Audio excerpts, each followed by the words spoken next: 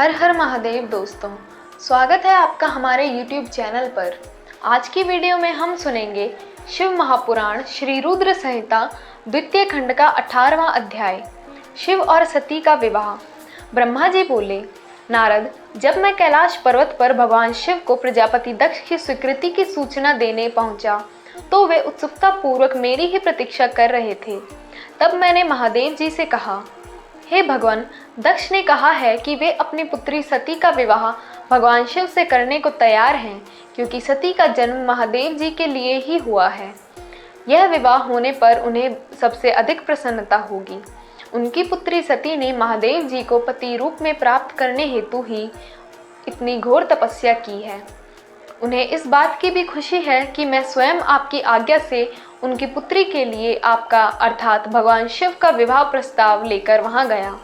उन्होंने कहा, हे पितामह, उनसे कहिए कि वे शुभ लग्न और मुहूर्त में अपनी बारात लेकर स्वयं आएं। मैं अपनी पुत्री का कन्यादान सहर्ष महादेव जी को कर दूंगा। हे भगवान, दक्ष ने मुझसे यह बात कही है, इसलिए आप शुभ मुहूर्त देखकर शीघ्र ही उनके घर चलें और देवी सती का वरण करें। हे नारद, मेरी ऐसे वचन सुनकर शिवजी ने कहा, हे संसार की सृष्टि करने वाले ब्रह्मा जी, मैं तुम्हारे और नारद जी के साथ ही प्रजापति दक्ष के घर चलूँगा। इसलिए ब्रह्मा जी, आप नारद और अपने मानस पुत्रों का स्मरण कर उन्हें यहाँ बुला लें। साथ ही मेरे पार्षद भी दक्ष के घर चलेंगे।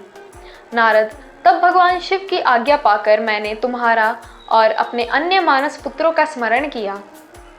उन तक मेरा संदेश पहुंचते ही वे तुरंत कैलाश पर्वत पर उपस्थित हो गए। उन्होंने हर्षित मन से महादेव जी को और मुझे प्रणाम किया। तत्पश्चात शिवजी ने भगवान श्री हरि विष्णु का स्मरण किया। भगवान विष्णु देवी लक्ष्मी के साथ अपने विमान गरुड़ पर बैठ वहां आ गए। चैत्र मास के शुक्ल पक्ष की त्रयोदशी तिथि से रविवार को पूर्व फाल्गुनी नक्षत्र में त्रिलोकनाथी भगवान शिव की बारात धूमधाम से कैलाश पर्वत से निकली। उनकी बारात में मैं, देवी सरस्वती, विष्णु जी, देवी लक्ष्मी, सभी देवी देवता, मुनि और शिवगण आनंद मग्न होकर चल रहे थे। रास्ते में खूब उत्सव हो रहा था।